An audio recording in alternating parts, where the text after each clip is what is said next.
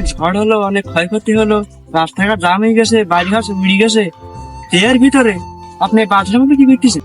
বাস কাটতেছি ভাই। ঝড়ে তো মানুষের এমনি বাস কম যায়নি, তা আপনি আর এই মুহূর্তে বাস কি করবেন? ওই বাস দিয়ে বাস ঠেকাবো ভাই। ও, বাস দিয়ে বাস ঠেকাবে? তা ভাই ঝড়ে ক্ষয়ক্ষতি কিরকম হয়েছে? খুব ভালো হয়েছে ভাই, এসি কিতে ভালো আর হয় না। হ্যাঁ, ঝড় হাওয়াতে ভালো হয়েছে না ক্ষয়ক্ষতি ভালো হয়েছে? কোনটি বুঝতে পারলাম না তো। দুটোই ভাই।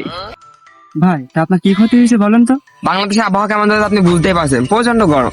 তা আমি রাত্রে গিয়ে ঘুমাইছি, তা পরে দেখছি ঠান্ডার না অনুভব হচ্ছে না, রাত্রে আমার ভালোই ঘুম হয়েছে। এবার মনে করছি মনে হয় কেউ এসি ফিট করে দিচ্ছে, এমা পরে দেখে আবার ভিজা ভিজা অনুভব হচ্ছে। তা রাত্রে ঘুমাইছি, তা ঠিক আছে ভালোই ঘুম হয়েছে আলহামদুলিল্লাহ। তারপরে দেখি কারা ডাকাডাকি করছে, আমি ভাবছি মানে ইম্পর্টেন্ট কাজে ডাকাডাকি করছে। পরে ঘুমেতে উঠি দেখি মাত্র আপনি চালই নাই। হ্যাঁ, হ্যাঁ বাটা সবই আছে, তা চালটাই নেই। তা এর মধ্যে ভালোই লোকে আপনার আপনার ঘরে শালি উড়ে গেছে, তা আপনি এখন বাস কাটতে আসেন? হ্যাঁ, এই মাছটা কেটে নিয়ে গিয়ে চালটা বাঁধবো। তা আপনি বললেন ভালো হয়েছে, তা ভালো কি হলো এর ভিতরে? ওই যে একটা এসির ফিলিংস পেলাম, লাখ টাকার অনুভূতি।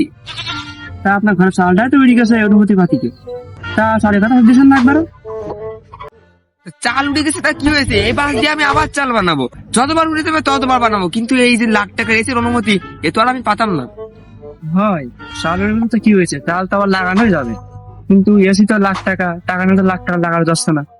তো আপনি বাস দিয়ে চাল টাকান আর বাস দিয়ে বাস নেন, তাহলে আমি এখন আসি।